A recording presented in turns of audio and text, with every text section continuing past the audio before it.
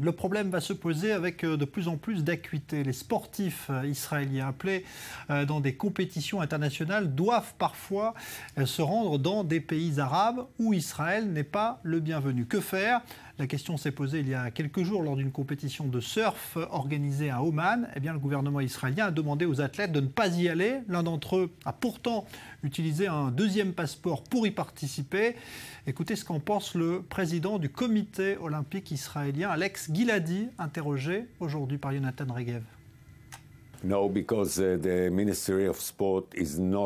La ministre des Sports n'est pas la propriétaire de la Fédération nationale des sports. Et ils sont aussi responsables de Mayan Davidovich, l'Israélien qui se trouve là-bas, que le ministère du Tourisme serait responsable d'un Israélien qui tomberait d'une falaise au Guatemala. Le fait qu'ils veulent en prendre la responsabilité, ils veulent en prendre la responsabilité à cause de ce qui s'est passé à Munich en 1972, quand des Israéliens ont été tués. Depuis lors, les comités sportifs ont pris une direction différente en déclarant que la responsabilité de la sécurité des athlètes dépendait du pays qui les recevait. Parfois, certains pays autorisent les délégations à venir avec leur propre service de sécurité. Ce n'était pas le cas à Oman, mais je suis sûr que la responsabilité incombe aux autorités d'Oman. Et je suis sûr qu'ils feront tout leur possible pour assurer la sécurité de la délégation des Israéliens. N'est-il pas possible de stopper ce genre de réaction? Ne pouvons-nous pas faire en sorte que les pays qui organisent des événements sportifs soient obligés d'accepter les athlètes israéliens sans leur faire de problème?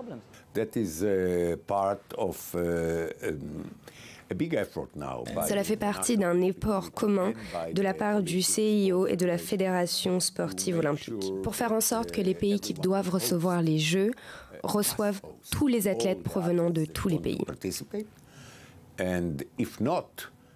Et que si ce n'est pas le cas, la compétition ne peut pas servir de qualification pour les Jeux olympiques. Il s'agit d'une nouvelle décision du comité olympique, une décision qui a été prise la semaine dernière. Maintenant, la mettre en place, c'est une autre histoire.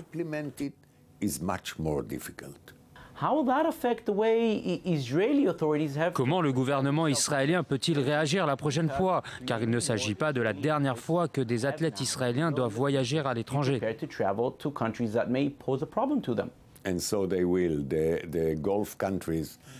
Et ils le feront. Les pays du Golfe ont décidé de se faire une bonne réputation en tant que pays hôte, mais aussi en tant que pays organisateur sportif. Et bien sûr, si vous accueillez un championnat du monde, vous pouvez vous imaginer dans les journaux avec des articles vous donnant une très bonne réputation. C'est une chose qui doit être bénie et très bien accueillie car les pays du Golfe sont de très bons hôtes en matière d'événements sportifs.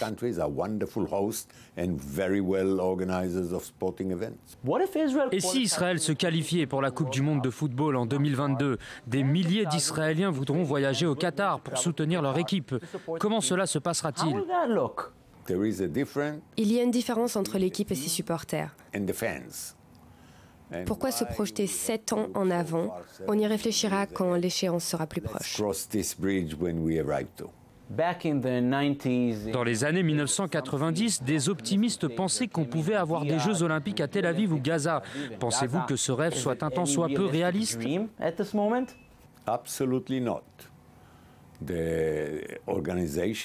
Ce n'est absolument pas réaliste. L'organisation des Jeux olympiques à Tel Aviv serait possible, mais de nombreuses infrastructures seraient nécessaires, non pas seulement pour l'organisation des Jeux, mais pour recevoir les gens dans le Gush Dan, car nous manquons cruellement d'infrastructures ici. Et le gouvernement israélien préfère investir son argent dans d'autres endroits. Mais sur le plan politique, pour le moment, je ne vois pas une seule personne au CIO qui voterait pour Tel Aviv comme pays hôte des Jeux olympiques.